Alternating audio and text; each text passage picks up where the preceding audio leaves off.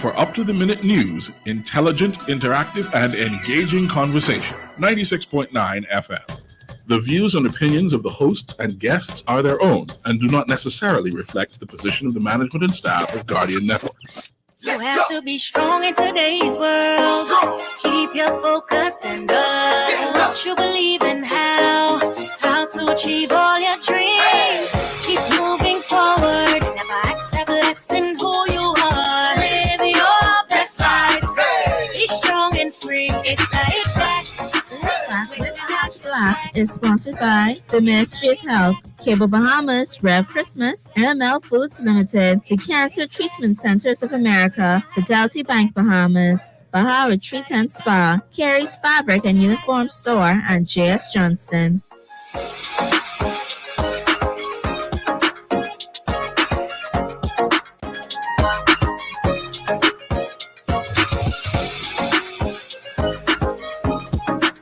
Good afternoon, Bahamas, and welcome to the Hit Back. I'm your host, Nahaja Black. It is a beautiful day here in the 242. I hope that you are doing well, taking care of yourself, and living your best life today. I had a good day today. I'm exhausted, though. That's what is it they call it? Behind the wall? Yeah, I won't lie to you. It's one of those days where you're pumping yourself up. Long, busy, but productive day. I'm going to say a shout out to all of the people I met along my journey today. Thank you guys. It was so much. It was pretty cool. It's amazing how many people do tune into the show. And for that, I say thank you guys so much for being a part of the show. We got a lot of stuff for you today. I have, of course, one of my favorite things is I'm loving these giveaways. These giveaways have been fun for me. I don't know if it's been fun for you, but they've been great fun for me. We've got a lot more businesses in Grand Bahama who are now becoming a part of this event. And so they are joining, they're going to be a part of it, and we're going to showcase those businesses. A lot more smaller businesses have taken up the opportunity to get there, to be a part of this initiative, to donate, to give. And I think that that's always important, right? We always want to be able to give back. And in those giving back moments, we bless others and we bless ourselves. So that's always a great thing. So we're looking forward to all of that today. In this week and next week. Today is a good day for me in the show because we're going to be talking about two very important conversations. And we're going to talk about these things this week, next week. And I think the following week is, there's only one holiday. There's only one holiday. I was really hoping for this. I was hoping that this new day feel would have extended, but they were so giddy with being the new day that they would have given us an extra holiday. I won't lie to you. I was thinking that, this new day euphoria is going to spill over, right? Like that pressed down, shaken together, running over abundance of the Progressive Liberal Party, the new administration, would have had a like, you know what? We so into this new day life, bang, you get an extra holiday. You get an extra holiday. For some reason, though, I won't lie to you. I feel as if I miss the fact that when holidays fall on a weekend, I lose a day. I don't like this holiday on a weekend thing. I don't like it. It ain't rolling in my spirit right. This holiday on a weekend, we should boycott it as a people. As a people, if you go march for corned beef, why can't we march so that Christmas is not allowed to fall on a weekend? I say let's anti that. I want my Christmas to stay falling on Monday through Friday. I like them days. I get an extra holiday. Can we work on that? I say let's march. I marched for corned beef, but no. Did I march for corned beef? No, I didn't make that one. But nonetheless, let's march for a real cause. Y'all wouldn't march against the banks. At least let's march for a free holiday. I'm just kidding. All right, everybody. So I hope everybody's doing well. I want to give away something now. One of my favorite things. I won't lie to you. And I wanted to do this today, but I found out I don't have to give this away today. So I wonder if I should give it away today because I don't want to rush the process on this gift that I got to give away, which is my girl, Prestige Transformation, who does my hair, who, by the way, I need to see because my hair ain't right. So y'all don't take where my hair looks now as an indication of her awesomeness. Just throw that out there, right? But Prestige Transformation has given us a bright Christmas makeover. And I am looking forward to all get up at whoever's going to win this makeover. All right. Someone says they ready to march.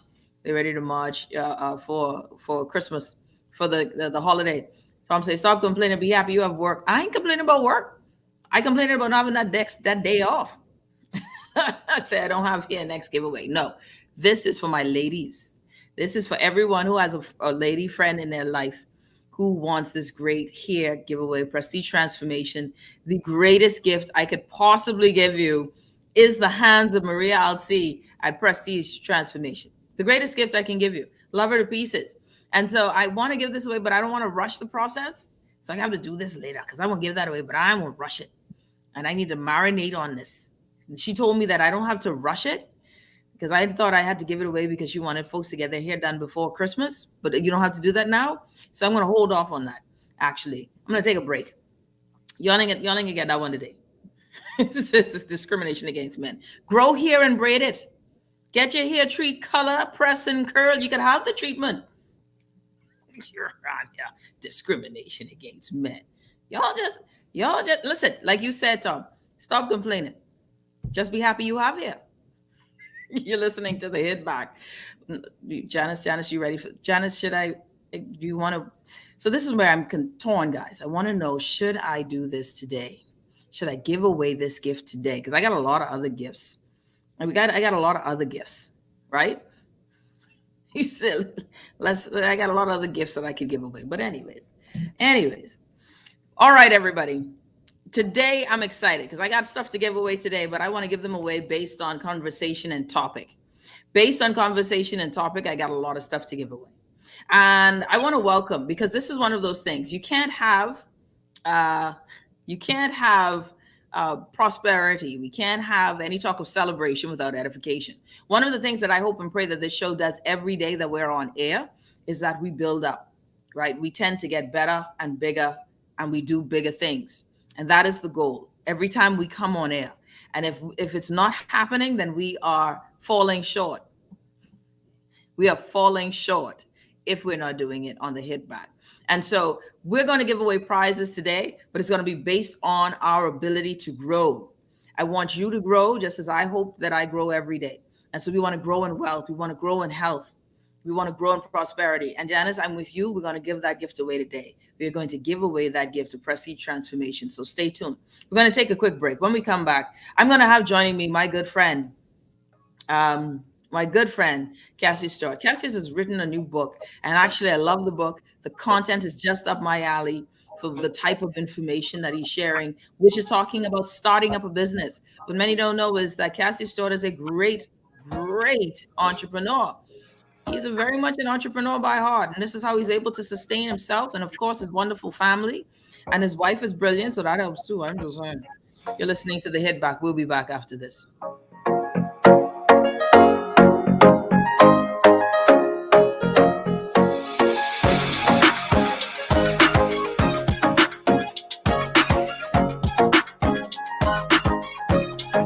Rejuvenate, refresh, treat yourself. Immerse yourself in total comfort. Pamper yourself. After all, you're worth it. Relax. Rid yourself of all life's stresses. At Baja Retreat Anti-Aging Spa, you will find everything you need to enhance your body and spirit. Call today at 323-6711 and begin your journey to serenity at Baja Retreat Anti-Aging Spa. At Fidelity, the holidays are all about family, spending time with loved ones, and being thankful for the little things in life. Worrying about bills should be the last thing on your mind, especially during the holidays. Let Fidelity help you get your bills under control. Fidelity can also get you started with a real savings plan that actually pays you interest. The only thing you need to think about is what you will do with the savings in your pocket this Christmas. Now that's what I'm talking about. Fidelity Bank is here for you this holiday season because you are family, and family is important to us. This is Nahaja Black, and I am wishing you and your family happiness, joy, peace, and prosperity this holiday season and throughout the new year from all of us at Guardian Radio 96.9 FM. It's the Hit Back with Nahaja Black. It's the Hit Back with Nahaja Black. Nahaja Black. It's the Hit Back with Nahaja Black. And we're back. You're listening to the Hit Back with Nahaja Black, Guardian Radio 96.9 FM. I've got joining me my good friend Cassius Stewart. Cassius, darling, how are you? I am wonderful, Nahaja. I am so good. It's so good to be here, and it's so good to see you. Haven't seen you in a minute. I know, right? Haven't seen you. I'm so glad that you're out and about. You know this politics thingy. Glad to know you're still, with us and moving forward and moving on. Some people need some time to recoup. Yeah. No, man, that's just passing phases. I got multiple things going on at once. And, Always. I am so glad to introduce to the nation my book, A New Start in Business. Because I truly believe that in order for us to really grow as a people, in order for us to grow as a country, entrepreneurship has to be at the heart. And we've heard it many, many times talking about how small business is the backbone of the economy. We heard it over and over and over and over, but it is true. And so really and truly, in order for us to really build wealth, we have to have those small businesses. So when you look at Andrew Carnegie, who all started off as a small business and they turned into billion-dollar corporations, you have to begin to start somewhere. The cycle that we've had, this business model that we've had as a country is not working because the pandemic revealed that everybody's broke and everybody's still broke. Let me ask you this though. Let me ask you this because I want to say, because I like where you're going, but what I know for sure is that entrepreneurship in the Bahamas isn't new. Bahamians are entrepreneurial. We are entrepreneurial. One of the things that kind of stomped me and it made me think was when I was doing this show. I was doing a show with a friend. She's in Bermuda. And on the show were other Bahamians, but they were living abroad. Yes. Right.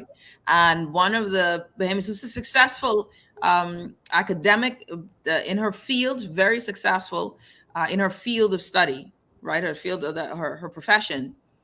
But what she said that got me, that kind of threw me, that I never considered was that she said, one of the things that I admire so much about Bahamians is that you guys are entrepreneurial. The majority of the Bahamians are business owned. And I never considered it because it's so standard to us, Cassius. It's so commonplace that the businesses here are Black owned. They're Bahamian owned small businesses. Yes. But that means that we believe in startup. We believe in entrepreneurship. Yes. A lot of folks can tell you stories about how they started their business. And the question then moves to, how do you not from startup but successfully fill and carry through on a business? You got it. That is the conversation. A lot of us have these ideas, and the book talks about some of the barriers facing entrepreneurs. The book talks about some of the challenges that entrepreneurs face. The small business has a 3-year incubation period of whether it's going to fail or succeed. And what I try to do in my book is to give you tips as to how do you avoid failing within the first 3 years. And one of the first things is critical is planning. One of the things that you would understand when you go to the lending institution for money is that they said that Bahamians have businesses, but they don't have any plans. So when you ask for business plan, they want to borrow money to advance their business, but they don't have any business plan. They don't have any proper record keeping. And so what we try to do is we try to give Bahamians the tips to be able to streamline their businesses, but also to make sure that they could make their business more, they could present the plans for their business. And so when you go to an architect to build a house, before you really have the concept, the architect has to draw out the house and give you a concept. So he'll show you a finished product before he even starts. A business plan does the very same thing. It gives you the finished product before you start. In other words, what is your marketing? Who is your personnel? What is this? The SWOT analysis? What is this? Your 4 P's of marketing? What are the strengths? What are your marketing gaps? What are your management gaps? Then it also takes a dive into the finances. In other words, understanding your startup costs, your break-even analysis, your income statements over 1, 2, 3, 4, 5 years. In other words, so that you could crystallize how your finance is going to look over a 3-4 year period, given whether there's a contingency plus or minus 10%. In other words, understanding whether or not it's going to succeed 10% or fail 10%. So you have to give that buffer in there. And so I think that Bahamians have that initial ignition to start a business, but they also need to be able to formalize their business ideas by making sure that they can have proper planning at every step of the way.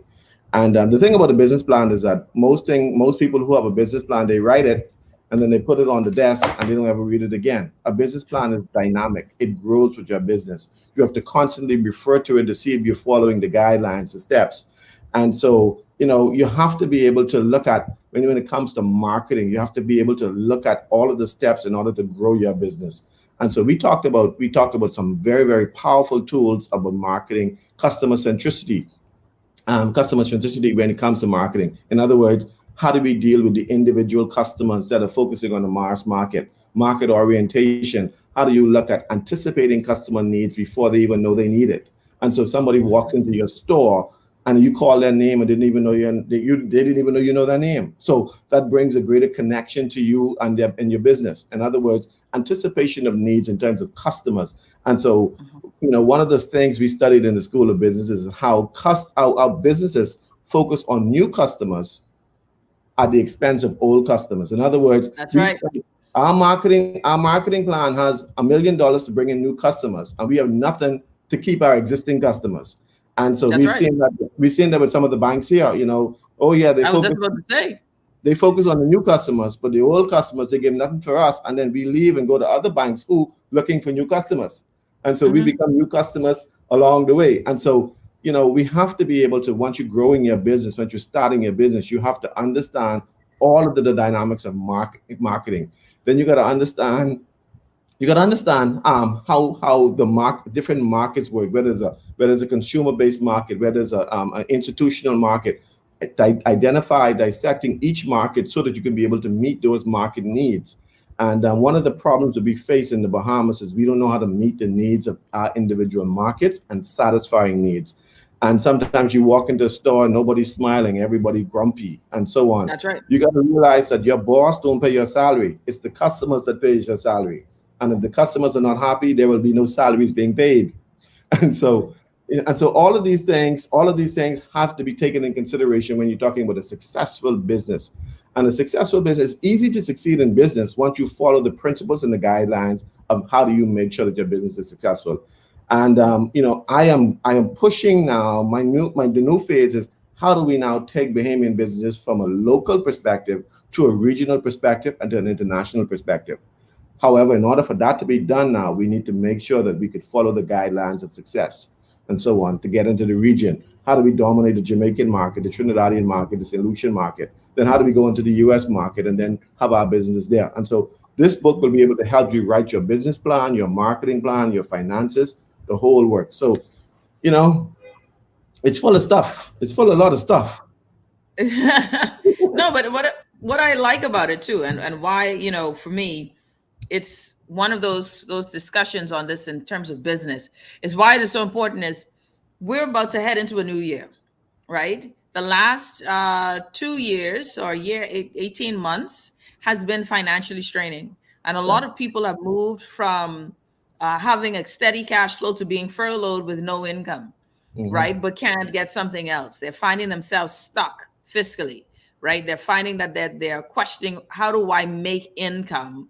And are starting home-based businesses. But this is out of necessity, not out of intention. Some people are just doing it to survive. How do we get from the survival mode, like you mentioned about the plan and all of these things? How can you, in your book, do you step by step walk people through how to start this business successfully? And give us a story of how you started your business and have found yourself in the pitfalls, the highs and the lows. One of the major mistakes we make as a nation, as Black people, is we chase money. Don't ever chase money. Add value, and money will chase you. And so we don't understand that. When you're looking at the world, if you could find a way to solve problems, the greater the problem, the greater the reward. So if you solve $1 billion problem, then you'll become a billionaire. If you solve $1 million problem, you'll become a millionaire. If you don't solve problems at all, you will be broke and stay broke. And so you have to understand, how do you solve problems? When you look at Corona, if you sat down and you said, oh Lord, the coronavirus came and I broke and I can't make no money, blah, blah, blah, then you won't make any money. But if you figure out how do you solve the problem, what are the problems? there are many people who made millions of dollars during this coronavirus. Millions. Billions and billions. Yep. And so, but what we need to do is figure out how to solve problems. It's about being dynamic in your thinking. See, too long we've been stuck in a rut that we figure, oh, okay, if it ain't working in my job, just lay me off. I can't do nothing. No, that's not the key. You have to be able to figure out how do you add value to your life. I remember when the Zika virus hit. I was in Jamaica with some friends sitting on a rock. And we were sitting down talking. And of course, the Zika virus hit Jamaica really, really, really, really hard. I figured, how do I fix this problem? So I came up with what we call mosquito wipes with citronella oils and so on. And that did very, very, very, very, very, very, very well. And so for me, though, I tried to figure out how do I solve that problem. When the Ebola virus hit, I sat down, everybody was scared with Ebola. I figured, okay, I got to figure out how do I get some money from Ebola. And I made some money from Ebola. And I made some money from Zika. And I made some money from Corona. And so you can't sit down now. There will be a next pandemic next year, right? Trust me, there's a pandemic every year.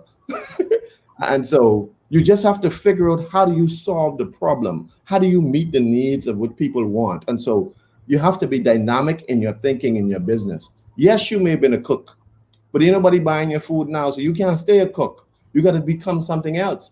One of the things you learned from the coronavirus, when coronavirus came out, it was just the coronavirus. Then it was the beta, then it was the delta, then it was Omicron. In other words, there were different variants of the virus. In other words, as human beings adapt to the virus adapt to survive. You have to figure out how do you adapt in your environment to survive in your business. In other words, if hard times come, then turn into beta. And then if you're beta, and as a beta version of yourself, and if that is hard time, then you turn into delta. And if as a delta and things are getting tough, then you turn into Omicron. In other words, learn from the virus. The virus constantly changing so that it can survive in the environment. You have to constantly change in your business in order to survive. If you're selling a product that nobody wants no more, then change. And so the book teaches you how do you adapt and be able to survive in the world of business. And so business is dynamic. You have to constantly change, constantly make yourself better, constantly upgrade your products, constantly upgrade your services so that you'll be able to survive in the world. Just learn from the coronavirus. Corona, beta, delta, Omicron. It's constantly changing. And after Omicron, it'll be something else because as we're vaccinated, as our body immune system gets stronger, when the virus hits us and it's figured out a dying, then it changes so that it can survive. We have to do the same thing. When you get laid off, when the government ain't paying your contract, when you ain't got no money, don't sit down and just play dead. Get up and change like the coronavirus. Become the Omicron. Become the new thing on the block. And that's what we have to learn living in society. And the book teaches you about how do you now, how do you now move from one step to the next. When you talk about talented people, I sent out a post today that, one thing talented people do, we don't practice till we get it right. We practice till there's no way we can get it wrong. We become the best at whatever you do. And so if you're selling, if you're cleaning, if you're cooking, be the best at whatever you do. Add value so that when somebody sees your work, when somebody sees your services, there is no disputing that you are the best. And once you add value, money will chase you. Don't chase money. Add value and money will chase you. If you're just tuning in, Cassius Stewart, his new book out, and I want to make sure I got it out. His new book out, New Start in Business, a powerful guide to starting your own business. With this holiday season, one of the things I liked what you shared, Cassius, something that I learned, my husband and I, through Michael Gerber, E-Myth Mastery, right? One of my favorite books of all time. One of my favorite books of all times when it talks about business. It's right up there with the Bible of Rich Dad, Poor Dad, right? And then Michael Gerber's E-Myth Mastery. And one of the things is that he talks about the difference between the technician and the business owner or the entrepreneur. And the technician has to be the one that does it. So the technician will say, listen, I'm a plumber. I want to start a plumbing business. Or the technician is going to say, I'm a cosmetologist and I'm going to start a cosmetology business. They create the business around their technical skill set. Yes. And that technical skill set, which isn't bad, actually it's a great start, but it consumes them because they're so busy dealing with the product. They're not dealing with the entire process of a business. And so what we find is that a lot of people find themselves as the technician in the business. They are the cosmetologist, then they have to be they're not good at accounting, so they might forego the accounting. They, find themselves to have to be the HR, but things suffer because they are so busy with the product that they're not building the business. And that is very interesting to me, because I think that's what we do. We all move to be self-employed first. And anything with with Kiyosaki's four quadrants, right? The quadrants, and Rich Dad Poor Dad, where you have the left side and the right side of the quadrant. You have the employed and the self-employed on the left side, and on the right side you have the business owner and then the investor. And everybody should want to be on the right side. You know which position I feel is even worse? The worst position to be in on any part of the quadrant, honestly, is self-employed. And if I'm an employee, you could have a bad attitude. You probably still gonna get a paycheck. Yep. Self-employed. It is very, very rough. It's self-satisfying though. Self-employed. Once you're able to create the processes, and I know that entrepreneurs have that challenges because you need to have basic skills in accounting and management and so on and so on and so on. But you don't have to be an expert in everything else, but you got to know how to, as your business grow, how do you pull people in to be able to fill those gaps? But that's not a self-employed person. That is a business owner you're talking about. You see, if you sell a one-man, you can't always be a one-man show. You have to grow. Exactly. You have to grow. Growth is, in the book I talk about, you don't hire 10 employees when you can only afford 2. You got to grow organically and grow as your business needs employees. Then you could also source out products, right? You don't need to hire a marketing team when you could source out products to people around the world who can do your marketing research and so on. And so you got to find ways to be able to mitigate against those extra expenses so that when your business is functioning, you can be able to function optimally. And so the goal is to be able to run your business without running into extra expenses and then killing your business in the long run. And so you got to be able to find ways of sourcing products, finding those gaps to bringing people in so that they can be able to do the things that you can't do. And I had a conversation with a physician who is starting their own business, and he's like, listen, I can't do the accounting, I gotta do this, I gotta do that, I can't do it all. And so you got to find ways, and this is where, remember I told you about solving problems? And this is where people like yourself can come in and go to these physicians and say, listen, I can handle your HR, I can handle your accounting, I can handle this for you. All you got to do is go see patients, and then you pay me XYZ. And so you got to be able to solve problems and add value to people. And so that job itself adds value to the physician who is looking for people to be able to supplement and do those necessary things that they can't do. And so it's also like a piece of puzzle coming together, all together. And so the problem is that some of us are stuck. We like to go to work and get paid and then spend our money on the weekend and go get paid again, work and get paid again. But we don't want to be able to build our own business so that we can become successful. Mind you now, running your own business is very, very difficult, and it requires discipline, because sometimes what we do is every time we make some money, we put it in our pocket and we go spend it. We don't put it in the bank and we don't grow our business. You have to grow your business properly. And then always look for new markets, always try to find ways to change and grow and change products, add new product values and so on, and product offering to your business so that your business can grow. Let's take a quick break. When we come back, more with Cassius Stewart joining us. We're talking about, starting that business. We're talking about that new startup, or not just the starting up of that business, but now the next level of that business. How do we move your business to the next level? We've been in business for a year and a half. Let's do something a bit different to move it to the next level. You're listening to The Hit Back with Nahaja Black, Guardian Radio. We'll be back right after this.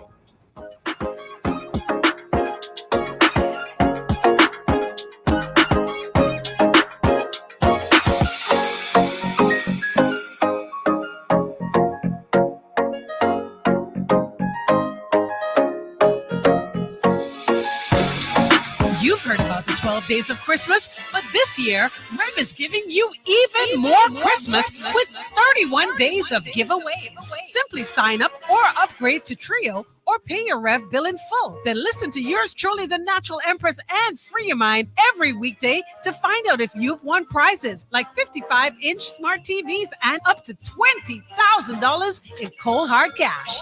Call 601-8992 today. Rev, you and us together. When I got prostate cancer, my family didn't know if I was going to live. At Cancer Treatment Centers of America, within days, I got an appointment. They presented me with treatment options, and they set up a robotic prostatectomy. When my scans came back, there are no signs of cancer. They don't see you as a number, they see you as a part of the family. I'm going on with my life. That's a real gift. Call us at Cancer Treatment Centers of America. This is Erin Green, wishing you and your family happiness, peace, and mangoes this holiday season and throughout the new year from Guardian Radio, 96.9 FM. It's the Hit Back with Natasha Black. It's the Hit Back with Natasha Black. It's the Hit Back with Natasha Black. It's the Hit Back with Natasha Black.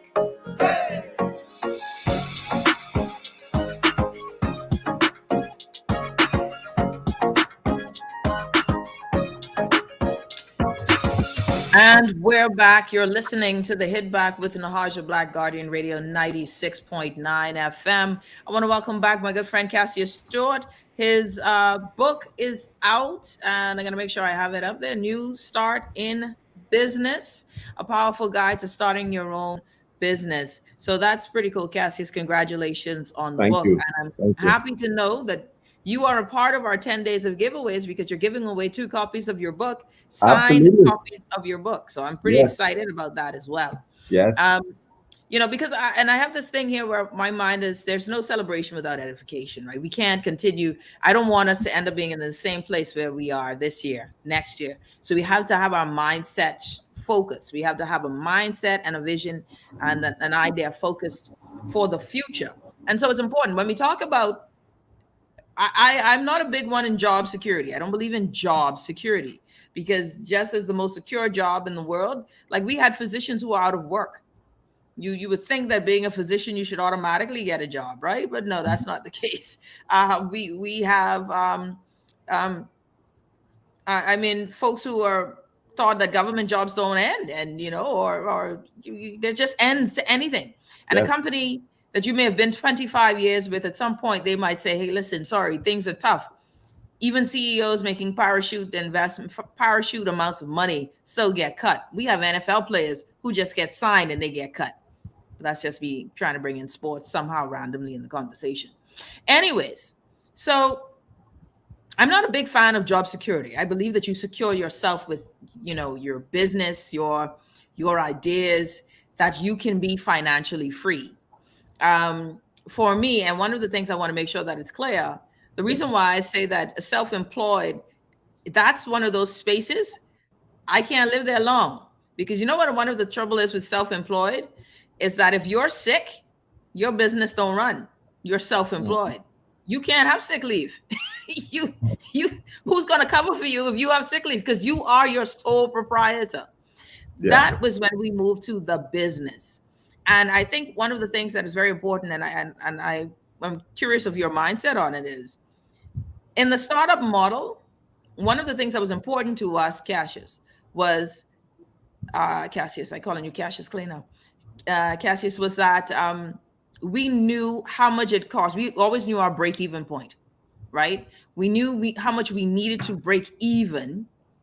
And then once we made the break even, we knew what was next to have an employee. And then after that one employee, we knew how much it would cost us to have 2 or 3 employees based on the plan, right? And we knew based on our margin. So my question to you is, and we didn't have an accountant then. We were doing our own accounting, right? Like we're doing our own books. What sort of, like the fundamental things you would tell an entrepreneur at startup, these are the things you must know in order to ensure that you are not entrapped in, God help you if you get sick, the money finish. And I think that we've seen that too with families in this pandemic. When the breadwinner or the self-employed in person passes away, then we're stuck. Yeah. One of the things I think most businesses make, small and big, is that they don't get great ROI on their employees. In other words, I'm paying you $500 a week, but I'm only getting $150 worth of work. Oof. And so basically I'm losing on you. And so as a business owner, you have to get a great ROI on your employees. In other words, I'm paying you $500. At least you should produce $700 worth of work for me, so that at least I know I'm gaining a profit on your efforts in the business. Mm-hmm. And so that's how you have to look at employees. So if your employee, you hire somebody and they're on Facebook all day and WhatsApp all day, and at the end of the day, you got to pay them, you're losing money. And so that is a drain on the system, on your system. And so everybody you bring into your system, your company, you got to have a ROI. If you're investing money in a product, if you want to add a new product line and you spend $10,000 on that product, at least make an additional $10,000 so you have great ROI. And so you have to treat your employees the same way. But there are some characteristics of an entrepreneur that I think in the book that we talked about. One is a great imagination. In order to be a good entrepreneur, you have to have great imagination. You got to be able to, what we call, think out of the box. It was like Thomas Edison, who always thought about something new, always thought about going the extra mile. Then I've added something called rest. Now, rest as a part of a characteristic for the entrepreneur is not heard of. A lot of people think that as a small business owner, you got to wake 7 days a week. Let me explain something to you. The reason why the Lord made rest a command is because if he did not make it a commandment, we'd have worked till we die. In other words, your brain cells have to rejuvenate. Your body have to rejuvenate cells. And so you need to take that break so that you could stop. Not because you're trying to please anybody else, it's just your body needs rejuvenation. So as a business owner, you have to find time to stop and think. One of the greatest times for me as a business owner was during the coronavirus, when we were sitting down doing nothing. I mean, I had so many different ideas. And sitting out, I came up with an idea called Rona. It was a game that I created. It has 14 levels to go through. It's on the App Store now. You have to go through 14 levels, which represented 14 levels of the virus, 14 days incubation. You had to go to 14 cities. Nassau was the first city, ended up with New York, which was at the time the highest coronavirus at the time. And so you have to go through killing the coronavirus, because I figured we can't see this virus. How do I get people engaged to be able to deal with this virus? So I created a game, which is on the App Store now, and people are buying it.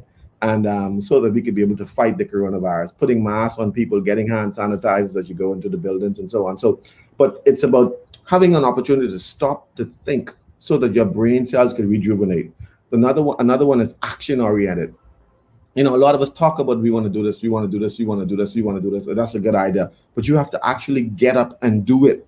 You have to get up and go the extra mile. You have to also read books. As an entrepreneur, you got to be a good reader, because hidden in these books are different nuggets that are suited for your success. Risk taking, you got to be willing to fail. A lot of people are afraid to fail. And for me, all my life, I was willing to take risk. And because the more risk you take, the more reward you get. And you never know if you can get to the top of the mountain if you didn't take the risk of climbing it. And so that's critically important. Failure, you cannot be afraid to fail. And failure is one of those elements to success. They go hand in hand. You will succeed, but there's a possibility that you fail. So it's almost like the second side of the coin. But you got to be focused so that you don't fail. But failure is a part of success. Another one is determination. Sometimes you get beaten down. It didn't work. That product didn't work. You just start something new. You get another idea that didn't work. You got to get up and go again. You cannot stop at any stage of the game. Even if life hits you down, remember what I said earlier, the coronavirus. It's so determined that it moved from the corona to the beta, to delta, to the Omicron. You got to be determined to survive in business. Talent, you got to have that little talent, like Michael Jackson. He was talented, but look what he did. He was able to hone and craft his talent until he became the king of pop. When you look at people like Beyonce and you see them now billionaires, you didn't know that when they were in their basement working and practicing and practicing and practicing till they became top. Don't think that you're going to get to the top of the ladder just by a click of the finger. No, it takes you constantly developing stuff, constantly making sure that you want to be the best.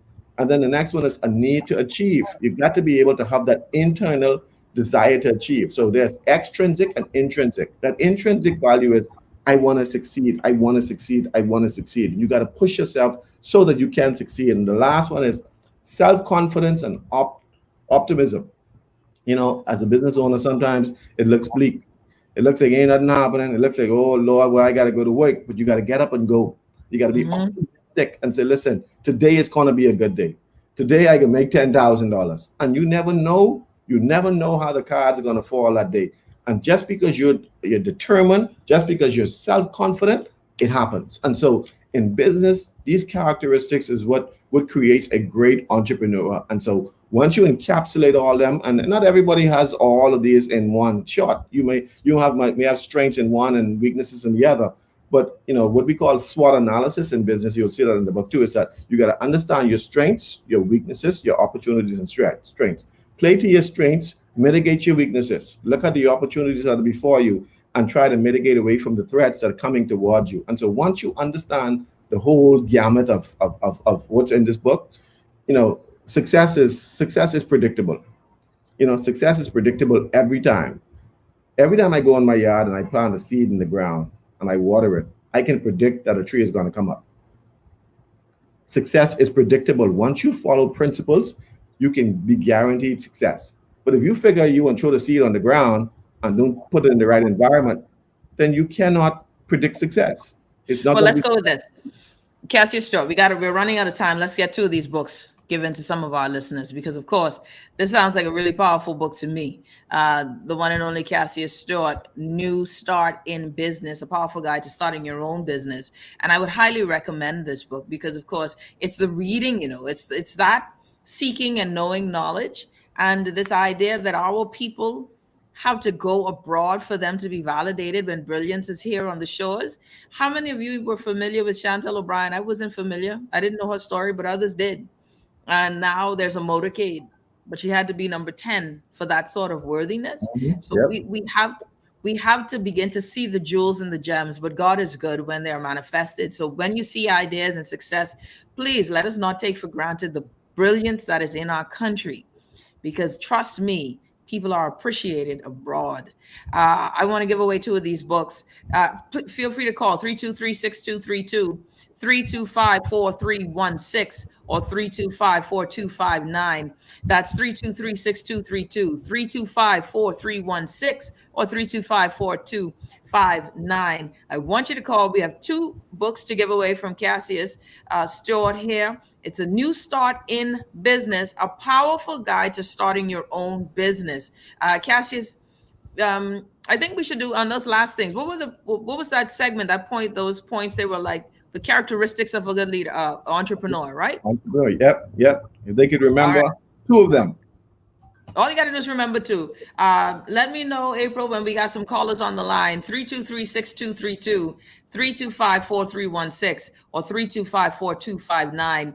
The characteristics of an entrepreneur. We want to give away these books today. A powerful guide to starting your own business. And, folks like cookies, but I know we got some avid readers. We got a call on the line. Caller, welcome. You're on the Hit Back. Hi, Natasha. How are you? I'm good. How you doing?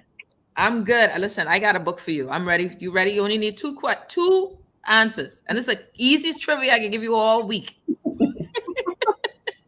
Easiest one.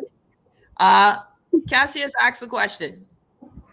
Give me two characteristics of an entrepreneur. And he just listed off like 20. So.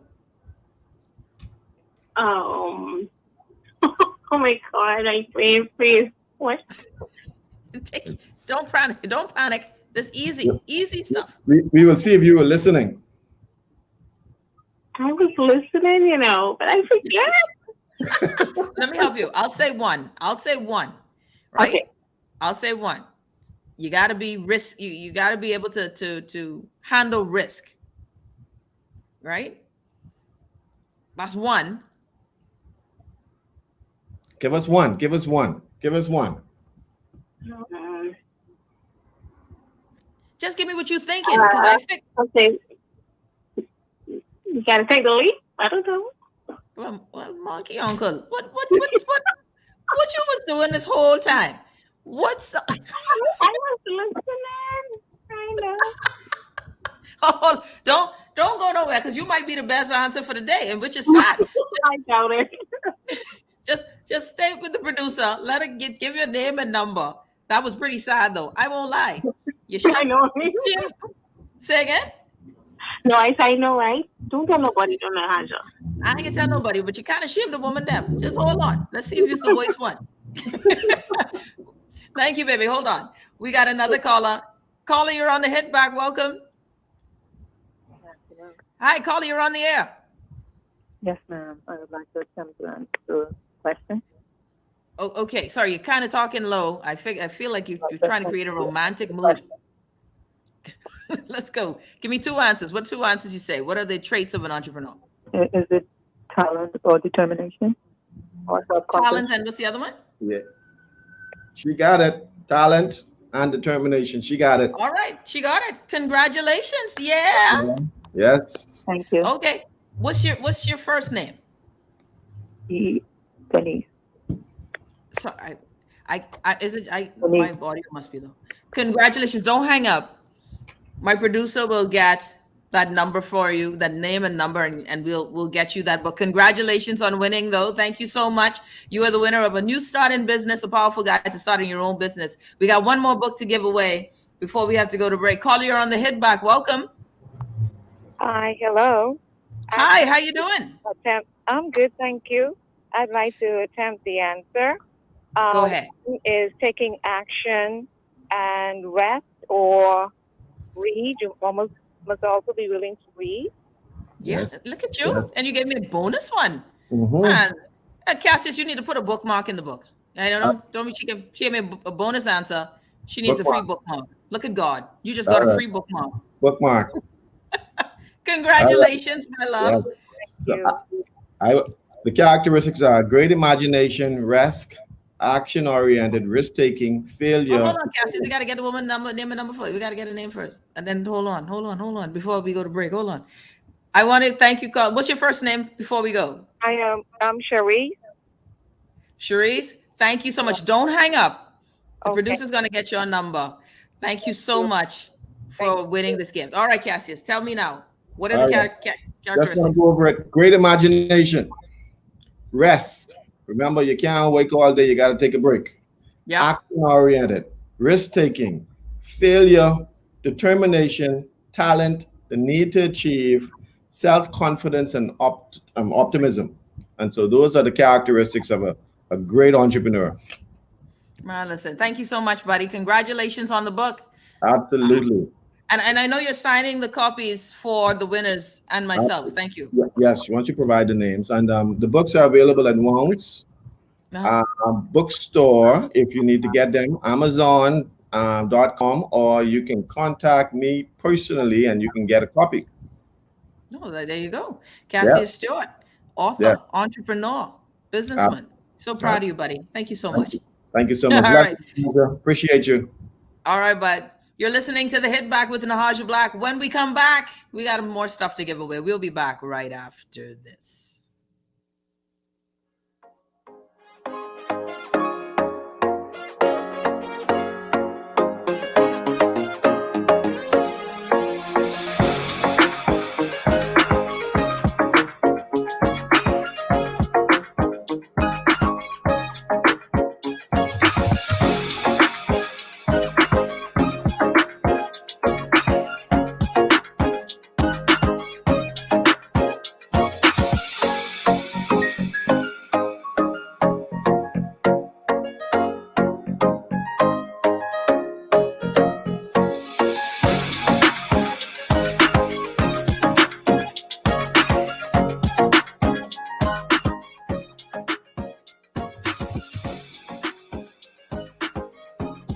This is Guardian Radio 96.9 FM, Nassau, Bahamas.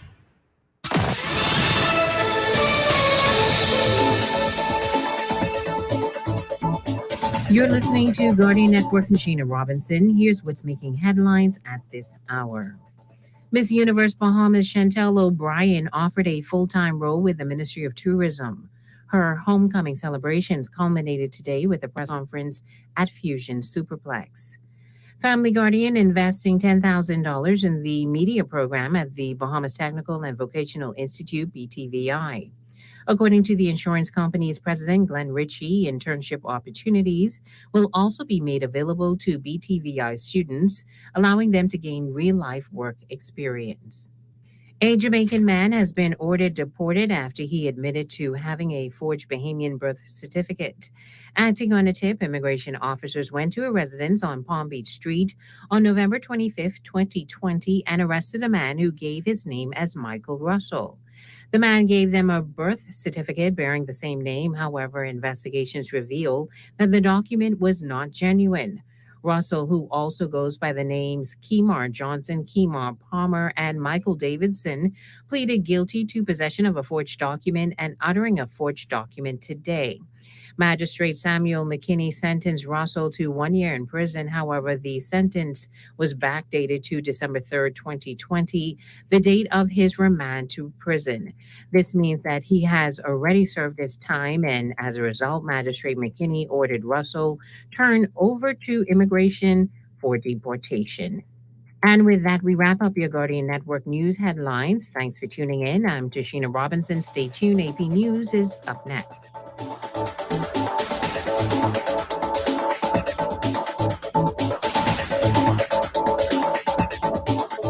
Tired of banks forcing you to use technology to bank the way they want you to?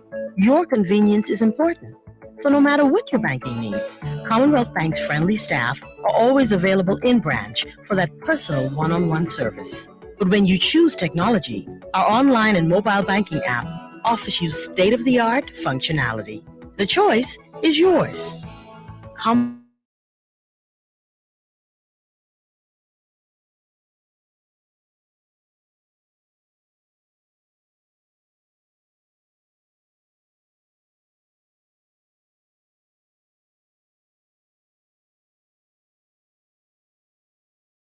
So excited, my heart is pumping.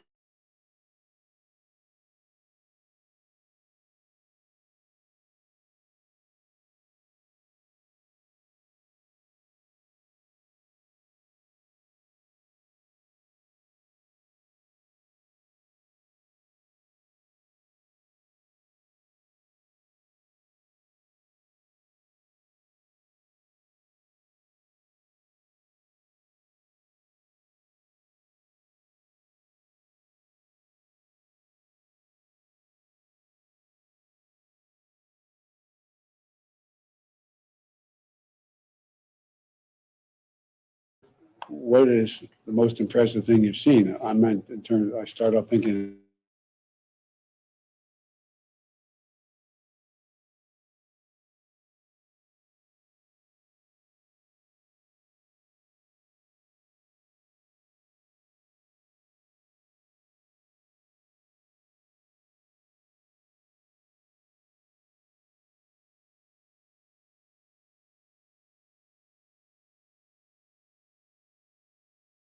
Accelerated timetable puts the Fed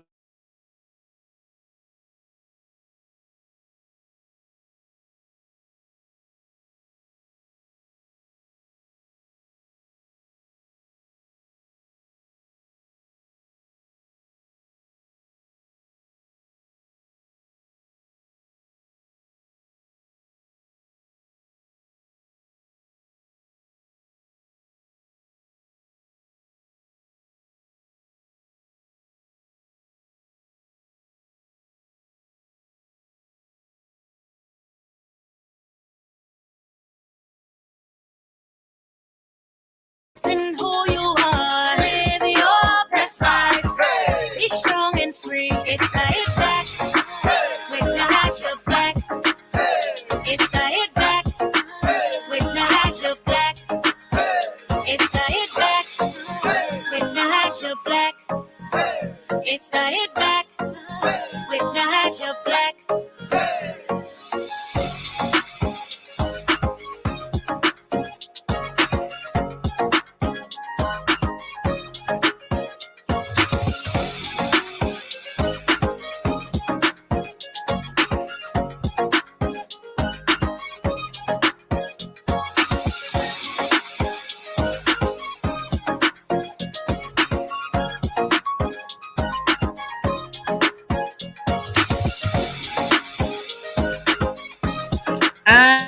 are back. You're listening to the Hit Back with Nahaja Black, Guardian Radio 96.9 FM. I hope that everybody's doing well, taking care of yourself, living your best life today. I've got a great segment for you, and I'm happy I see my guests. We got on. Everything is good. The internet is percolating, so we're good, except for mine. Mine doing some funky stuff. Just hope for the best and, see God all the way. All right. So it's good to see everybody. I can't wait to bring them on. We're talking health, and this is Health and Wealth Day. It's Wednesday. Health and wealth is the key. And I want to bring on my guest. First of all, Shai King, nutritionist goddess to the world. Hi, Shai. How are you? Man, listen, I hear on point. And then, of course, I've got life coach, the one and only life coach who's doing some weird stuff in the background. Duquesa Dean. Ladies, welcome to the Hit Back. Hey, Nahaja, thank you so much for having us today. Listen, it's a pleasure having you both. We have nutritionist queen and a life coach extraordinaire. So I'm excited because this is what the holidays are about, ladies, where I get really excited because now we're especially this time of the year, right? When we start to recap the year, we start to take stock of what this year has been, what it has done for us, what we have done to it, how it has affected and impacted our lives, and then how do we plan the way forward. And you two are doing an extraordinary thing, which I'm pretty excited about, but I'm not going to discuss it yet because I need for us to hit on some key things first. Like, how do I get through Christmas? I need to know how to get through Christmas, and not like because Christmas, y'all. Christmas food is legitimately the best food all year. All your in-laws has put their foot in it, right? The rum cake comes out, the fruit cake comes out, and that has rum in it. Look at God. And then you have, the macaroni that has extra nations. You have the ham ain't right without pineapple, right? Sorry, and it gets Shai. Shai's like the vegetarian. Like, what are you talking about? I'm totally not into it. Nothing. Shai, I'm going to get to you. And then you have salad for people like Shai, right? But how does one prepare for a change in lifestyle when we're looking at the holiday season and you know what you're going to do to the holiday season? You can beat it bad. And now you have to prepare. Shai, that's why I'm glad you're here. And my life coach is going to help walk me through my emotional issues. But Shai, you lead off, please. Listen, Nahaja, it is so good to be here today. And whenever we talk about health and wealth, this is an exciting time for me and an exciting topic. Let me tell you something. Y'all know when it comes to the holidays, right? Listen, we throw everything out of the window, the door. We don't leave. We just throw it all out. And so today, I really want to be able to share some of the things that I've learned over the years, some of the things that I myself talk to my clients about and help to encourage them into how to eat during the holiday. Because let me tell you something, I think it's a science. Mm-hmm. It's a science when it comes to eating during the holiday, especially if you want to, maintain your health and your wealth goals, maintain your weight loss goals.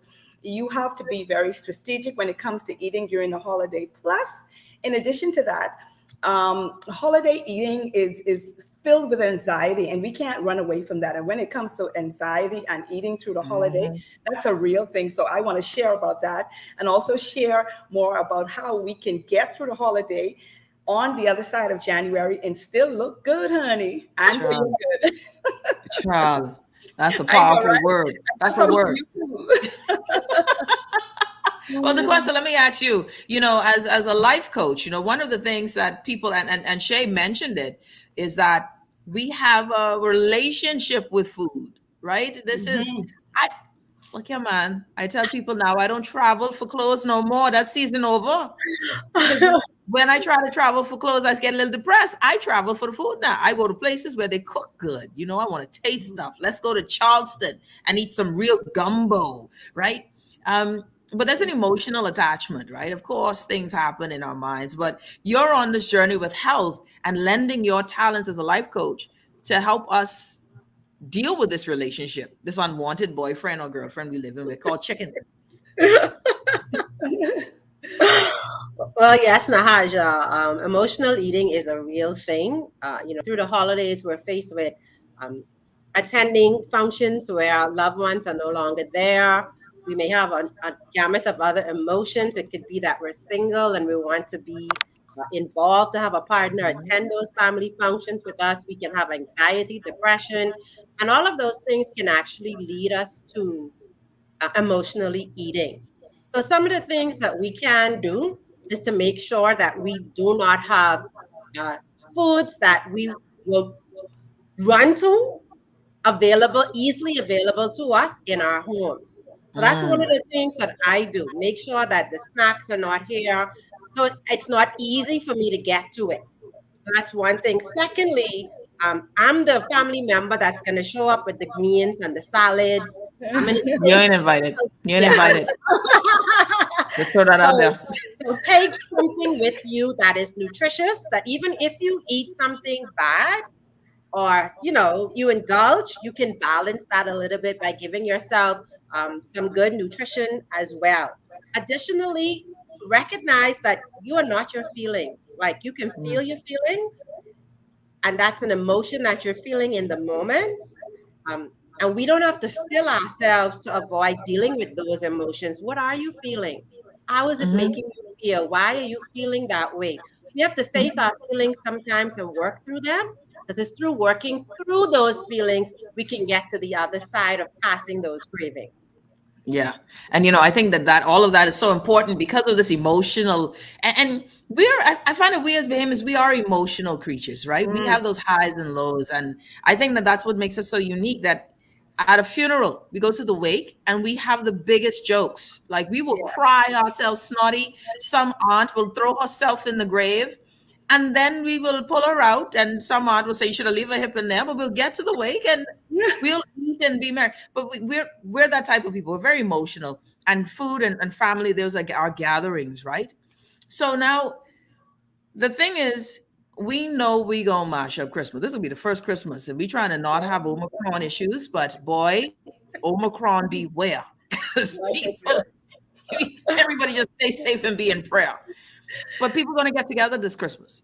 You see it coming, it's gonna happen.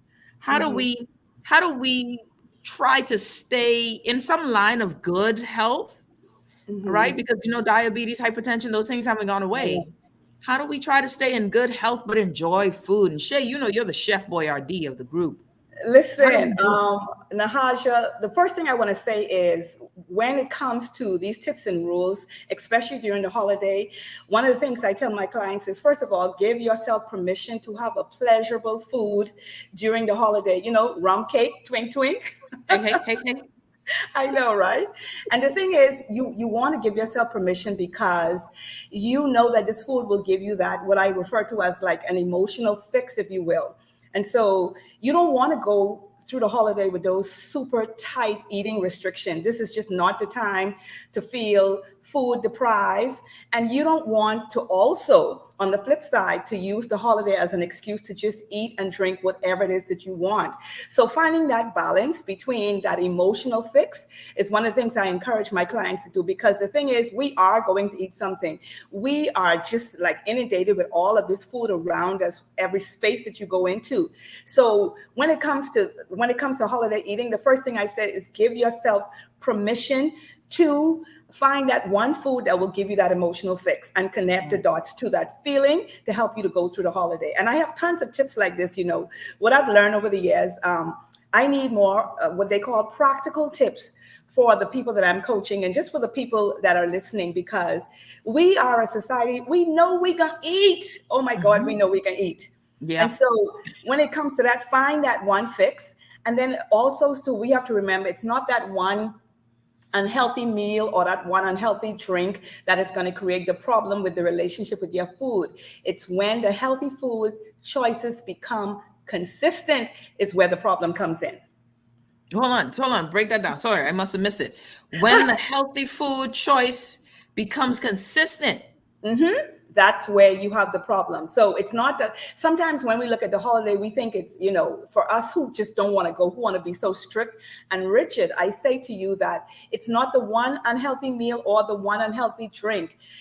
that causes the problem. It's the consistency of the unhealthy foods that you choose over and over during the holiday and throughout this time. Because, Christmas isn't just one day when it comes to us in the Bahamas. We eat from Thanksgiving to January 2nd, just before we start any health or eating plan. And so we have to look at the consistency of all of this unhealthy eating that creates this problematic relationship with food that we have. And then you as the children say, no lies told here. No lies registered in what you said, because it's so true. We do tend to, we know and we complain about the dry turkeys and from Thanksgiving, but you're still watering your plate. You're still watering it and it's going down your back. Your back, hurting as this dry turkey tries to go down your spine instead of your esophagus. But we digress. It's just that, like, who made this turkey? The desert sand. Anyway, not in the show. But we do start this sort of eating habit, and it's that sort of relationship. One of the things that I was reading this article, ladies, if you're just tuning in, Shai King,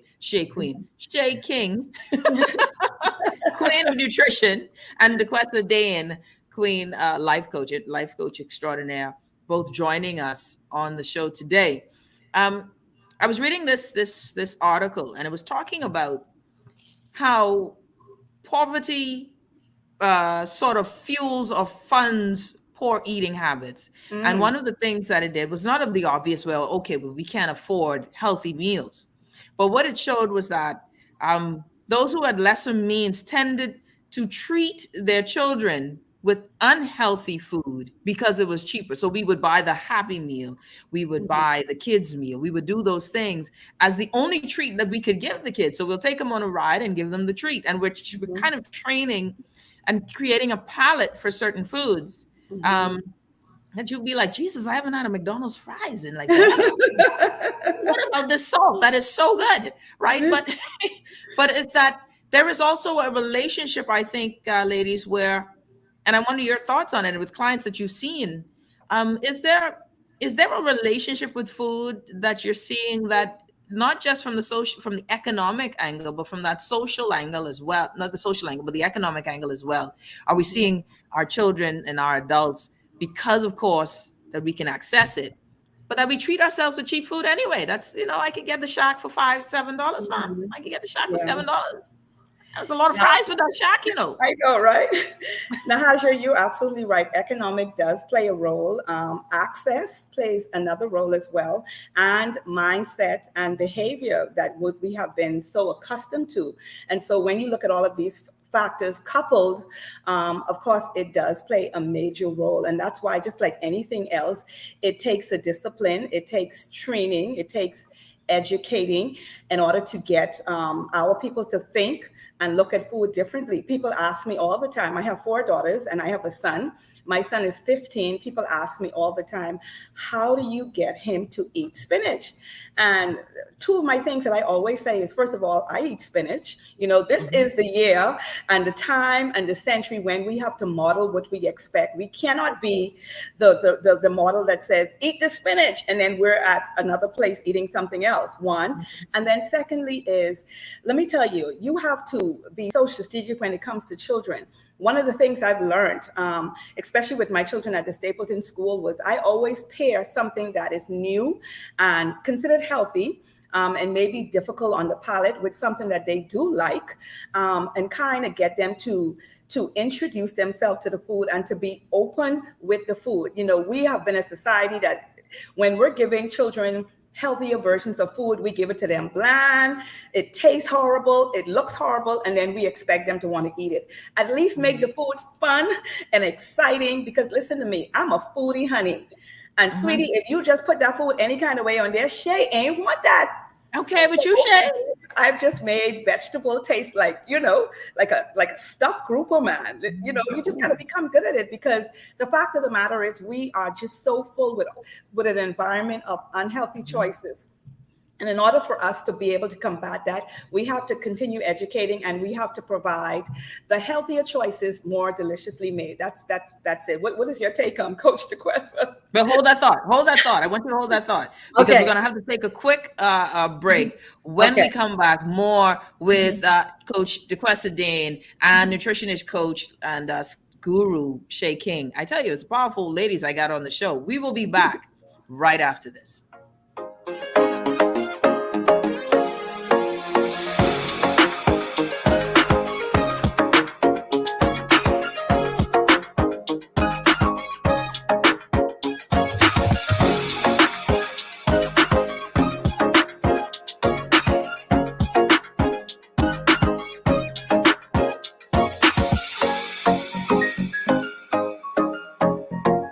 Do you worry that you or your loved ones may get COVID-19 and possibly die from it?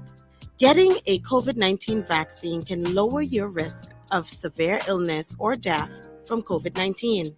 The Johnson & Johnson vaccine is available, and you only need one shot. One and done and fully vaccinated for now. Talk to a healthcare professional about your concerns and about getting vaccinated. To be safe, continue to wash your hands, wear your face mask, practice physical distancing, and get vaccinated. This message has been brought to you by the Ministry of Health and this radio station.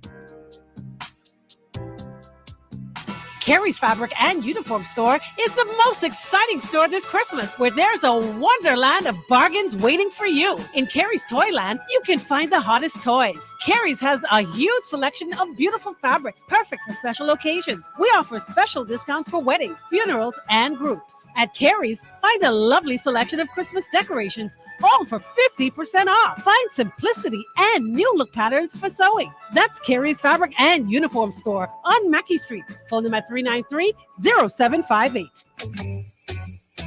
Hi, I'm Levan Miller, and I want to take this time to wish you and your family a very Merry Christmas and a most prosperous New Year. It's the hit back with the hash of black. It's the hit back with the hash of black. It's the hit back with the hash of black. It's the hit back with the hash of black. And we're back. You're listening to the Hit Back with Nahaja Black, Guardian Radio 96.9 FM. I hope everybody's doing well, taking care of yourself, living your best life today. We've got special guests joining us, nutritionist extraordinaire, number one of what she does, the one and only Shai King. You said you heard that, Shai? The stadium down. And then coming in from the right corner, the blue corner. No, she's wearing a red shirt. The red corner, none other than the one and only life coach, Duquesa Dean, who's been a great guest of the show, by the way. So everybody knows life coach Duquesa Dean. Duquesa. Yeah. I had to do that too. I had to make sure I get the sound effects in there. Ladies, thank you so much for joining me today, because this conversation is what I as we have in these shows, for me, people think as we having these for other folks, but this for me. I'm trying to get my mind right for this new year. So, Duquesa, your thoughts on it, the emotional, the economic side of it, and our relationship with food. Absolutely, Nahaja. My understanding of it, and from dealing with different levels of clients, the wealthy people, depending on the level of wealth, view fuel and food differently from those that sit in the most economic brackets. For them, they look at it as fueling their bodies, not necessarily the sensation or the taste of food, but what is good that will fuel them to help them continue making money, because they are their greatest asset, they are their greatest investment. So they make sure that they choose healthy foods, they make sure that their portion sizes are correct, because they understand the relationship between food and their wealth. In the poverty bracket and the economic bracket, there are a number of factors that are involved. One is convenience. When you make a comparison between the healthy and the economic, you'd realize that the wealthy, have more access. They have people to help them. They have cooks. They can go to different types of restaurants that cater to their particular need. But when you live economically or even below the economic line, you are looking at how you can stretch your dollar you're looking at your palate satisfaction, you're looking for convenience. And so for you, it's also mindset, but it is a mindset of what can I just eat quickly, what will fill me, fill my family, what I can maximize my $5 or $7 for, and share that between 4 people, versus looking at it as fueling your body so that you can make additional income for yourself. A part of it is conditioning as well. I remember when I was a little girl, we went to McDonald's once a month as a treat. My mommy would save a few dollars and we would go down and buy that Happy Meal. But today, fast food has become an everyday choice. And there are a number of reasons for that, right? We don't have time to go into every reason, but it has become the everyday choice. The everyday choice. So, We spend a lot, just as a note, on the financial side, if we were to really look at how much money we could save based on how much we eat out, it would revolutionize our income. It would just that savings alone, our disposable. We say we broke, but we spend a lot of money on food. That was a digression. You continue.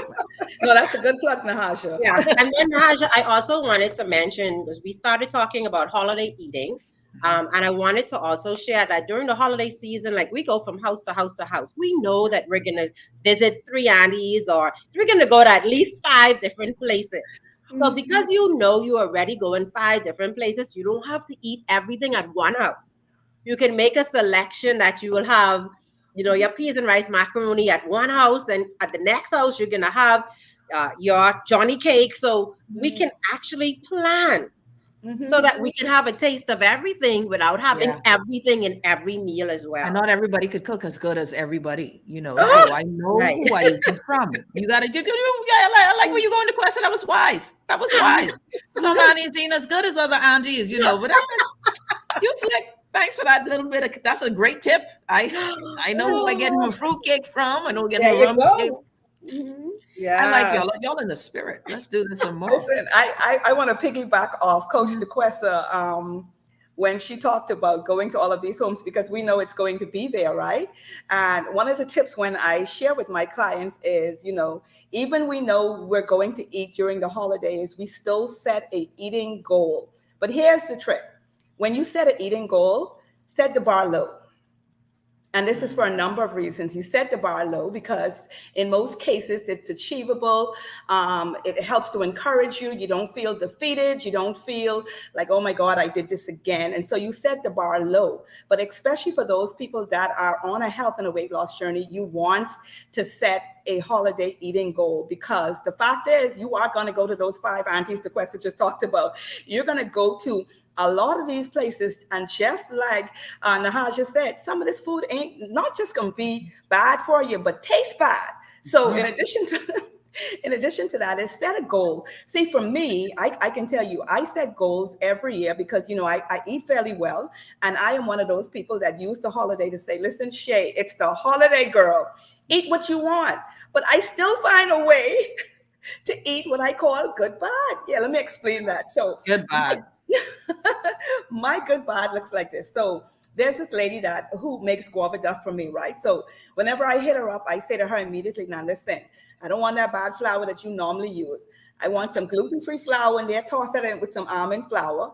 And I don't want no white sugar. I use the coconut palm sugar. Don't use margarine, and instead use butter. So listen, she has been on my side now for years doing this. And so because I know that I can dive into that whole guava duff. And because I know that, I set my bar low. I have the guava duff, but I have it a little bit more responsible. So I tell my clients, do not go into the holiday without a goal, but just make sure you set the bar, set it, create one, but set it low. Okay, now, I just need you to stop the whole show on this recipe for guava duff. I need to know now. Listen to me, girl. We got to pivot. We got to pivot now because I need to know. Say what now about this guava duff? Okay. It's just, let me tell you something. There's an old saying, food is only as good as its ingredients. And so if you switch out the ingredients, you got better tasting food. I put it in categories of good, better, best. So if you want a better, healthier version, switch out some of the main ingredients. Of course, white sugar is Satan all wrapped up. So get rid of the white sugar. You have other choices, right? And I put it good, better, best. You have anywhere from an organic raw sugar to raw honey or coconut palm sugar. There are 56 types of sweeteners out there. Pick a better choice. When it comes to flour, even if you use traditional white flour, you can use a unbleached flour, which doesn't have that gluing, like gummy effect in the gut when you consume it. So there are better choices. And then one of the better choices, the best choices, in my opinion, is a gluten-free flour, especially for those people that have a lot of problems digesting wheat. You can use a gluten-free flour. And for any of those persons that have celiac disease or any kind of food allergy intolerance. And so what I do is I indulge in a lot of ways where I connect with my bakers and my suppliers during the holiday, and I just make better choices, because at the end of the day, honey, you gonna feel them bad choices all up in your bones. You gonna feel that. But I'm sitting here thinking, go ahead, Duquesa. Sorry. One of your guests, I think he's a Sans, just talked about the fact that there needs to be more options economically for those who don't sit in the wealth category. And I just want to share that the other day, romaine lettuce was ridiculous. I went to the grocery store, and when I saw the price of romaine lettuce, I was like, I will never purchase romaine lettuce from the grocery store again. That exact same day, I saw an advertisement for a local farm who was selling seedlings for $1. Oh, wow. So I went out to that farm. I had a conversation with the guy, and I was like, listen, I've not had a lot of luck growing lettuce. And he walked me through his farm. He sold the seedlings for $1 each. And sitting outside my deck right now is 8 varieties of lettuce that I purchased from him for $1 that I grew, and our family has already eaten off of that twice. And it just replenishes itself. And so there are some options available. We have to be willing to do a little bit more of the work. What's the name of the farm? Sorry. You remember Sinclair Farm. Oh, Sinclair Farms. Okay. Yeah. South End Road. Listen, I was amazed at what's available to purchase from this. And the seedlings grow within 2 weeks. You have lettuce ready to harvest. Really? And so, spring mix. He gave me a whole spring mix of lettuce and parsley, and taught me about how parsley. Listen, I'm getting excited. It's good for the digestive system. Not parsley, the fern, the green thing, but one ferny thing. Listen to me. I was educated as well on how a natural food really reduces the inflammation. He taught me about how the parsley is good for high blood pressure, how you could boil it. I was well educated after spending like $130 buying these bunch of seedlings that I came home. I watched them grow, repot them as they grew, but I was able to make sure that I don't have to be spending ridiculous amounts of money on romaine lettuce as the seasons change and the prices go up, and we're looking for price increase within the next few months. So we have to be planned now on how we can take some time to go outside in our gardens 15 minutes a day and have healthy food available. Shay, I know you happy. Some of us said Down to Earth Adventure Farm as well. Shay, go ahead. Yes, I am claiming, because you know what, the more and more I've been doing my backyard farming, even though I don't have a backyard literally. I've been doing it for the longest time. I have pots of cilantro, parsley, Italian parsley, you name it out there. So because I understand that economic side to eating better, because I remember 7 years ago when I had to make a decision, well, listen, either I'm going to just lower my rent threshold or I'm going to eat better. Of course, I had to lower my rent threshold, honey, because your girl can eat good. Because at the end of the day I've connected the dots. When you eat better, you feel better, you look better, you act better. You're not those people that are in traffic screaming and throwing things around. There are so much benefits to eating better. And I know for the longest time, Nahaja, people constantly talk about price and how expensive it is to eat better. Let me tell you something. I want to bust that right up, because there was a time when it was expensive to eat better. But today, the people that the wealthier people, the people that have a wealthier mindset understand, just like Coach Duquesa said, you can find ways to eat better, to eat cheaper, and to still continue eating healthier. It's just no more excuses. It's just that you have to make a decision that, do I want to eat better? And there's something. Sorry, finish your thought. No, you finish your thought. One of the benefits I like most about eating better is it actually changes your palate, and you find yourself craving spinach. I never thought that I would be craving a green salad. And so let me tell you, there are so much benefits. When you start to eat better, you find yourself craving better foods. Naja, Really? Okay. I want to give you this joke. When Yeah, I go did ahead. my first raw program with Shai, right? Listen to me. I had never been excited to eat a salad as I was after the first 7 days of her raw program, right? Stop talking banana cream and pie. No, listen, girl, listen. Because she had reset the palate, Yes. when I tasted that lettuce, all of the flavor just burst in my mouth. The blueberry, I was like, oh my God, has this been what I've actually been missing? It was a whole different experience because now my palate has been retrained and I can taste the food. It's not numbed by all of the processed food, the salt, the sugar. It's now clean. And as I eat this healthy green stuff, I'm like, why I wasn't eating this before? And I think, you know what, something that's so true about it, is that you are retraining. It is like a retraining. It's an adjustment.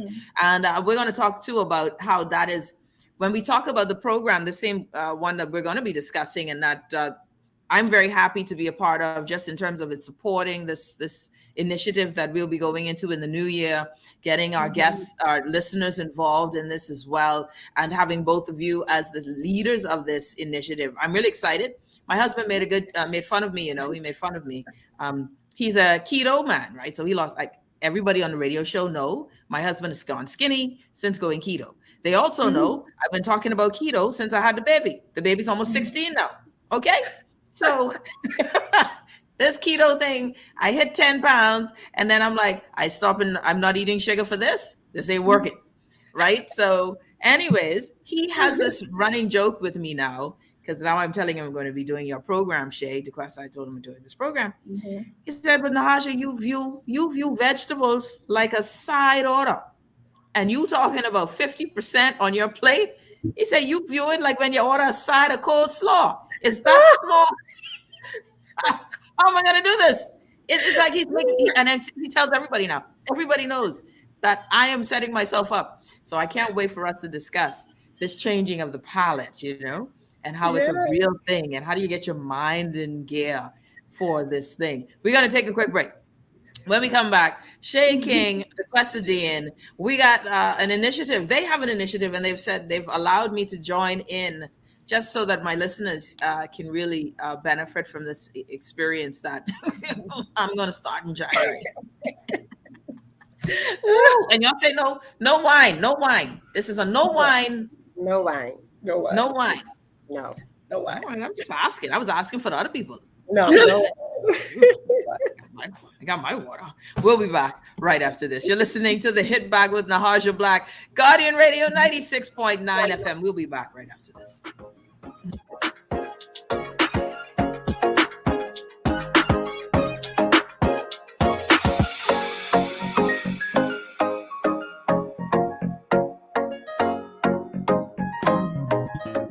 J.S. Johnson Insurance agents are the best.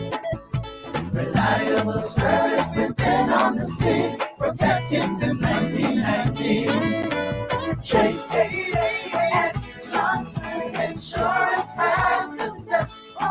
You're always covering me. J.S. Johnson Insurance, peace of mind.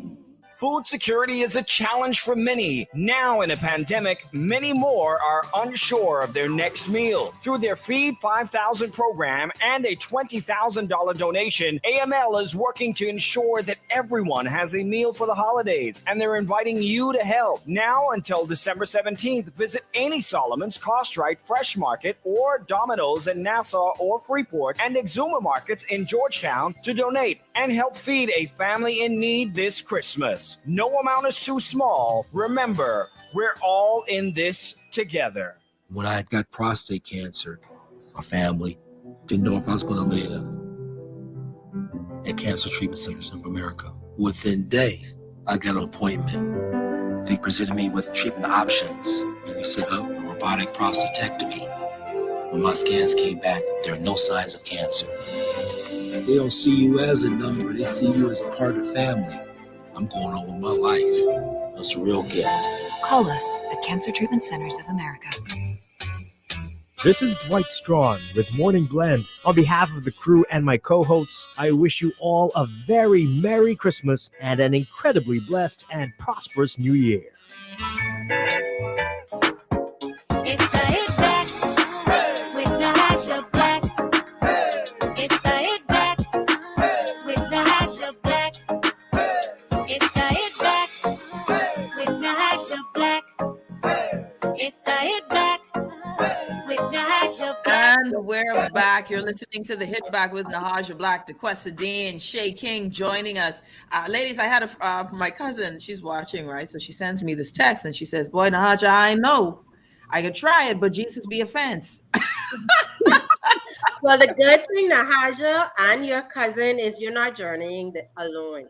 You're going to have a lot of support along the way. We're not going to abandon you. We'll be providing you with recipes, and not just for juicing and for smoothies, but also for making raw food. It's not just going to be a bland experience, like Shai said earlier. You'll have all the tools and tips to make food that will still be pleasing to your palate and pleasing to your waistline. Man, listen, I like that waistline and palate. The two of them together sound like a marriage made in heaven. I need anything with the palate and waistline. And because this is what we're doing. Okay, so what you guys are doing is the 21-day Raw event, right? Raw 2.0. Shai, this is something, of course, that is your baby, an idea that you've had, and but as soon as you say Raw, all I thinking about is leaf, right? I know, right? But I know of folks who are. I got a friend, and he's a vegetarian. He's always been a vegetarian, and I keep forgetting. And that's how you know I ain't saved good yet. Every time he comes by, I offer him stuff like butter, or he don't even want butter. Like, is it vegetable butter, or is it some other? I'm like, there's a difference. You're too strict for me. One time by mistake, I forgot and offered him some tuna. He was very offended. And I keep forgetting. Because I'm not used to vegetarians. But anyway, I want to know more about this raw thing, because I think there is something so powerful about the changing of your palate, the re-engineering of your health and your body for your wellness. Because one of the things you guys mentioned is that, hey, eating is expensive, but listen, medication is expensive. Hospital stays are expensive. God help you if you got to stay at PMH in a pandemic, even in doctor's hospital, right? Just don't go to the hospital. If you try your best to stay out of the need of healthcare. And then, if you have hypertension and diabetes, a lot of people tend not to want to address them. They want to ignore them until it's too late. But there is power in eating healthy that saves you so much money and concern in the long run. Shai, tell us about the 21-day Raw and why this is important as a jumpstart. Listen, I am super excited because, just like you said, the 21-day Raw is my baby, and I have been doing it for some time. But this year, I decided to not just do the 21 days Raw, and this is where the 2.0 come from. I decided to partner and join with my life coach, Duquesa Dean, to connect the dots, because I have been saying to my clients for so many years, and particularly over the last 7 years as a coach, my goal is not just to get you to lose weight, but my goal is to get you to keep the release weight off and to improve your relationship with food. If you improve your relationship with food, you will not have a weight issue. Let me just say that again. You will not have a weight issue if you improve your relationship with food. And it's we're not just saying it. It actually, the food changes your palate. It is real. You can touch it. You can taste it. When you finish a 21 days raw, if you try to eat anything that has artificial flavors or refined carbs, you will be right away, you will notice the shock to your body, to your taste buds. Let me tell you, it's almost frightening how real it can actually be. And so the 21 days raw, I'm excited, super excited for a couple of reasons to have my life coach, Duquesa with me this year. And also, Nahaja, to have you joining us, girlfriend. To have you I just like how us. you say I have no weight problem. That's all. I didn't hear nothing else you said. To really experience the benefit of eating 21 days raw. And let me tell you what I like. Listen, I'm a foodie, and the people that know me know that I'm a foodie. So it is super important to me. I didn't just throw recipes together. I toiled in my kitchen. I look at the stuff that I eat. I twist it. I turned it. I tweak it. I can do that. I'm Shai King. I tweak these recipes to make them fabulous. And the whole idea behind 21 days raw, this 57-day membership, we've kind of tweaked it a little bit and made it what we call the step up approach. And what that means is we're not going to start off the first 7 days with 100% raw. We're going to start off this membership with 50% raw. So for those behemoths out there that believe that they need to have something hot on their plate, we got you. You know how it is. Again, that's a mindset. Hot food does not keep you from getting headaches. That's a mindset. That's a belief. That actually it's a myth that we have been grown and become accustomed to believing. Actually, we come from live beings, and it's live food that keeps us vibrant, that keeps us energetic. And so eating raw is one of the best things you can do for your health, definitely your waistline, for your palate, for your skin. I'm excited. And then in the second week, we're going to graduate. We're going to step up a little bit. We go to 75% raw.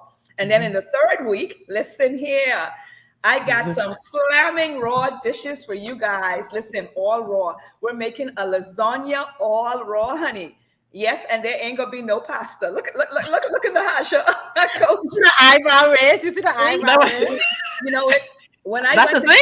You can do that. You said lasagna and no pasta. Yeah, and no pasta. Veggie Honey, I'm lasagna. Shai King, honey. We got this. Listen to me. We are doing a raw lasagna, honey. Listen, I'm not just talking about this stuff. This is stuff that I live. Just like I say, in order to get my family, my children, I have to model what it is that I'm talking to you guys about. I know the benefits of eating raw. I have scores of clients that can talk to you about keeping their weight off over years. I've had one of my clients in particularly lost over 100 pounds of eating raw. And 3 years later today, he still has his weight off. And all he talks about is how he now loves fruits and vegetables. This was a person that didn't even eat a vegetable at all. And so there are benefits that just continue to grow and just pass throughout the family when it comes to eating raw. And then in the third week, we're going to do 100% raw. And then we're going to step down. And for the rest of the days from day 22 to day 57, listen, Coach Duquesa and I, we are not only doing this, but we're sharing our journey as well. You know, how we transitioned, how we became to where we are today. And so this raw, we have support, we have recipes, we have affirmations, we got the buddy system, we have an interactive private Facebook group. And so anyone everywhere can join. I'm super excited this year about 21 Days Raw 2.0. Can't wait, honey. And the life coach, go ahead. Yes, no, but before I even get into the life coaching, I want to be a testimony, because when I took Shai's raw class the very first time, some amazing things happened in my life. Prior to that, I'd been diagnosed with a slip disc in this shoulder, and I had a frozen shoulder, right? And when I went on this raw program, I was amazed at the range of motion that I started to have using this arm. My inflammation lessened. I was less painful all over my body. My skin glowed. Those little acne things I had, they disappeared. My blood sugar levels were the best that they had been in 15 years. Wow. They were the lowest numbers that I experienced. And so I'm not just here on this journey with Shai because she sold me this. I'm here because I lived this raw program. As I was getting prepared for surgery this year, I kicked into some of those same recipes and the tools that Shai taught me to lessen the inflammation in my body and to help me be prepared and to help my body heal after. But let's talk about life coaching for a moment, because the power lies in the mind. Yes. And our minds, whatever thoughts we generate, that's what we're going to act on.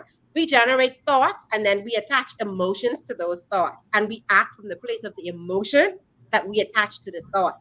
So during this journey, we want to make sure that we help you cultivate positive thoughts about your relationship with food. We want to help you understand the root cause of emotional eating. We want to help you identify triggers and replace them. So we have a whole affirmation journey that every single day you get an affirmation to help you learn to love your body, to help you learn to give your body grace and ease, to help Love you this. understand that it is a process. Because I the love journey this. to becoming healthier, not just about losing weight, but the journey to becoming healthier begins in the mind. Yeah, no, this is powerful stuff. I'm so excited. Okay, we have a caller, and we haven't even given away our surprise yet. So let's get this caller real quick. Caller, you're on the hit back. Shay King, Duquesa Good Dean. afternoon, Shay. How you doing? I'm good. How are you, Doug? You know my voice. Good. Listen, I do. Now, as a marathon runner, I mean, you know how I see. But what would he has to do? To stay, because you need as a marathon runner that carbohydrate and all of that stuff. But like I said, the only thing I eat from animals right now is egg, the organic egg. Mm-hmm. But nothing else. No other meat. Fish once in a while, but everything that's it's clean. So what would you say for a marathon runner, who runs like for maybe 4 days a week and do like strength exercise, and how would that benefit him, or would it affect him or make him better? Excellent. Thank you so much, Doug, for your question. I love it, and I love your journey. Continue to eat like how you're eating. So one of the things I would always talk about is superfoods. Superfoods are foods that are extremely dense in nutrients, and it also helps to provide what you call time release energy. And so when you're a marathon runner, yes, I myself as a former marathon runner. Sure. When you are a marathon runner, it's important to have energy throughout the process. And so it's important that the food is allowing the energy and the nutrients to be released. One of my go-to foods is chia seeds. It is not a new food, but it's new to a lot of us on this side of the world because we have just not gotten accustomed to using superfoods. But chia seed is a seed, and it is extremely high in carbs as well as fiber.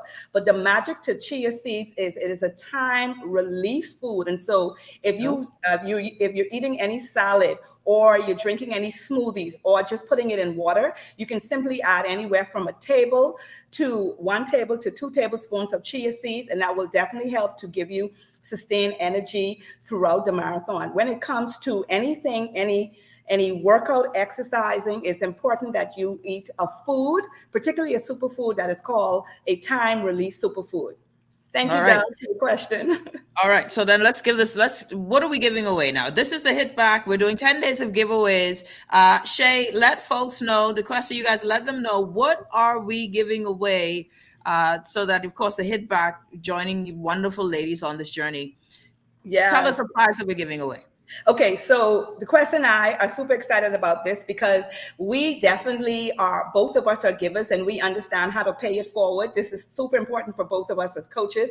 So we actually want to give away, Nahaja, here on the Hit Back, a complete 57-day membership for 21 Days Raw 2.0. We're excited about that. And so we want this membership to go to someone that has seriously shifted their mindset and want to start a health journey that doesn't have the money to start and doesn't have traditional support, that really, who've been praying or who've been asking God to send me something, to give me an opportunity to do something like this. Because let me tell you something, both Coach Duquesa and I are going to tell you here and now, if you become a part of our 21 Days Raw 2.0, this is going to transform the way you think, transform the way you eat, and transform the way you look and feel. So we're excited today to give away a 57-day membership. Nahaja, this person has to be willing to do the work.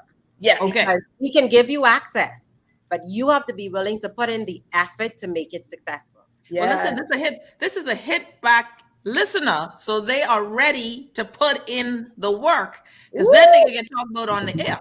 Caller, I see the caller. We already got a caller. Caller, welcome to the Hit Back. Are you there? Oh, yeah. So I gather that you are ready. Since you're my first call, I don't even have to ask you a question. Tell me exactly what you calling for, so I know you ain't misdialed. and then you got yourself a prize. Well, the reason I'm calling because I have a health situation where it deals with the lungs, and if I know if I go into off food, I know somehow they can get me sorted out and get me lungs like baby type. You call the right show. You call the right show, my love. Congratulations, Shai. Duquesa, I think that's enough for me. Someone who needs that's enough. Yes. You are a winner. You are a winner. Do not hang up. Thank you so much for calling. You and I are going to be on the same team, so you'll be my buddy. All right. You know it. Don't hang up. My producer is going to get your name, number, and email address, and we're going to get started with this in the new year together. So thank you so much. Before we go, Shai, Duquesa, let folks know where they can go to sign up, what's the cost, and how they can all be a part of this. And we only have 2 minutes. Sorry. Yeah, thank you so much. Okay, so first, we are on Facebook. We are on Instagram as Eat Emotionally Well, or you can go to Coach Duquesa's page on Facebook as well. You can reach us out at our numbers at 242-801-4885. Coach Duquesa, I need you to say your number. I don't have it in my head right now. 424-601-2. And the easiest way is to go over to Eat Emotionally Well. Click on Raw 2.0, register yourself, and you're in. And I'll be posting it on my Facebook page as well. Eat Emotionally Well. What's the Facebook? The Facebook is Eat Emotionally Well. Instagram is Eat Emotionally Well. And on our website is eatemotionallywell.com, as well as YouTube, Eat Emotionally Well. Thank you, ladies. So one more time, the phone number for you, Shai, the phone number for you, Duquesa. Shai? The phone number is 801-4885. 801-4885. And for me, it's 424-6012. 424-6012. Ladies, thank you so much. We have to do this again. We're going to do it in the new year when we start, yeah? Yes. And Nahaja, I also want to take this opportunity to say to you, thank you for being a part of this, because when we had the opportunity to talk, you dived right in. And so, both of your coaches can hold you accountable, honey. And the fact that you on radio and TV, you got to bring it. That's all I'm going to say to you. Bring it, honey. I got to bring it now. I got shame. Bring it. I didn't get shame from keto. I can't get shame no more. Bring it. Thank you, ladies. I appreciate you so 21 much. Days Raw 2.0. All right, let's do this. You're listening to the Hit Back with Nahaja Black, Guardian Radio 96.9 FM. We got to go, but I'm looking forward to this eating raw. My cousin, I see her, she listening. She going to get pulled right in. She's slimish, but she got a booty. I guess she won't get, I don't know. Everyone, take care. See you tomorrow. We're out.